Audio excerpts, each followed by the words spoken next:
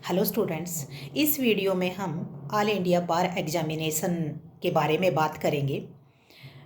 जिन्होंने form fill up कर रखे हैं इस एग्ज़ाम के लिए, उनकी डेट नज़दीक आ गई है, या यूं कहें कि विद इन 10 डेज़ में एग्ज़ाम हो जाएगा। और ये वीडियो उन स्टूडेंट्स या कैंडिडेट के लिए है जिन्होंने अब तक कुछ नहीं पढ़ा है। तो जो चीज़ें इस वीडियो में बताई जाए, प्लीज़ उनको फॉलो करना। आपने अब तक कुछ नहीं पढ़ा है तो भी आप एग्ज़ाम पास कर सकते हो।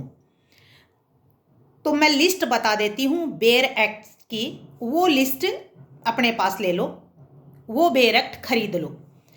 Constitution, CrPC, CPC, IPC, evidence act. Family law में हमारे पास जो हिंदू लॉ है उसके 4 बेयर एक्ट हैं, और मुस्लिम लॉ की अकील अहमद की बुक इम्पोर्टेंट है, लेकिन फ़िलहाल वो पढ़ने का टाइम नहीं है। और द एडवोकेट एक्ट 1961 और कॉन्ट्रैक्ट एक्ट, ये बेयर एक्ट खरीद लो। और इन बेयर एक्ट को खरीद कर या आपके पास हैं तो रोज़ की जो टेबल कंटेंट होती है ना, कि सेक्शन की जो कंटेंट होती है, जैसे ये बेयर एक्ट है, इस बेयर एक्ट की स्टार्टिंग में जो कंटेंट है कि किस सेक्शन में क्या है, जो चैप्टर्स दे रखे हैं उनको रिवीजन करो रोज इन 10 डेज में। फिर ये बेयर एक्ट अपने पास रखो, पास करके जो प्रीवियस ईयर के पेपर हैं उनको सोल्व करना शुरू करो।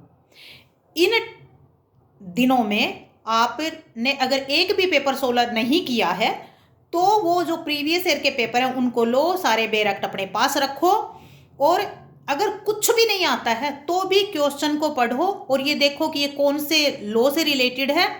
फिर आप बुक में सर्च करो बेयर एक्ट में, फिर आप निशान लगाओ, ताकि इन 10 दिनों में आपका माइंड मेकअप बन जाए कि किस तरह क्वेश्चन को पढ़ना है। फिर आपको पता है कि यह किस कानून से है, किस बेयर एक्ट में है ये, और आपको ईजली ढूंढने में सहायता करेगा ये। तो आप इस तरह इसको करो ताकि माइंड मेकअप तो बन जाए आपका 10 डेज में, ठीक है। दूसरी बात, अगर ये आपने कर भी लिया है तो उसके आगे थोड़ा सा पीआईएल से रिलेटेड इंपॉर्टेंट फैक्ट नेट से निकालो। सबसे पहले कहाँ से आया, अपने यहाँ इंडिया में पहला डिसीजन किसने दिया, या इसको कौन लेके आया, लीडिंग पाथ किस जस्टिस को माना जाता है। फिर जीएसटी से रिलेटेड भी ऐसे ही, जीएसटी कब आया, सबसे पहले कौन लेके आया इंडिया में फ़िलहाल कब आया, उसकी कमेंसमेंट डेट कब है। फिर आर्टिकल 14, आर्टिकल 19, आर्टिकल 21 से रिलेटेड केस लॉज की लिस्ट बना लो, नेट से ही मिल जाएंगी। हर आर्टिकल पर 5 या 7 इंपॉर्टेंट केस लॉज, प्रियम्बल पर टोटल अपने पास 7 केस लॉज हैं, उन केस लॉज की लिस्ट बना लो और उनकी रिवीजन कर लो। आपको पता चल जाएगा कि कौन सा केस किससे रिलेटेड है। लेटेस्ट केस लॉज का पहले एक वीडियो दे दिया है, एक वीडियो और निकाल देंगे। और कॉन्स्टिट्यूशन में जो हमारे पास 5 रिट्स हैं, वो रिट्स किसके लिए जारी की जाती हैं, कब जारी की जाती हैं, और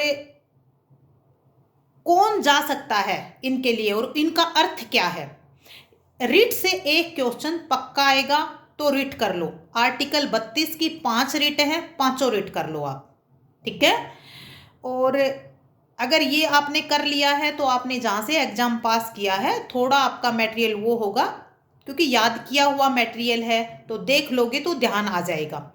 इसीलिए इतना सा कंक्लूड जो सिलेबस है अपना, और उस सिलेबस में ये जो बुक्स हैं, इन बुक्स को आप कैरी करना और एग्ज़ाम आपका पास हो जाएगा। आपके पास टाइम कम है, आपने अब तक नहीं पढ़ा है तो अभी पढ़ लीजिए। अगर किसी तरह की भी कोई भी केस लॉज की या किसी इम्पोर्टेंट फैक्ट की ज़रूरत है तो आप सर से पता कर लो और फिर हम आपको प्रोवाइड कर देंगे।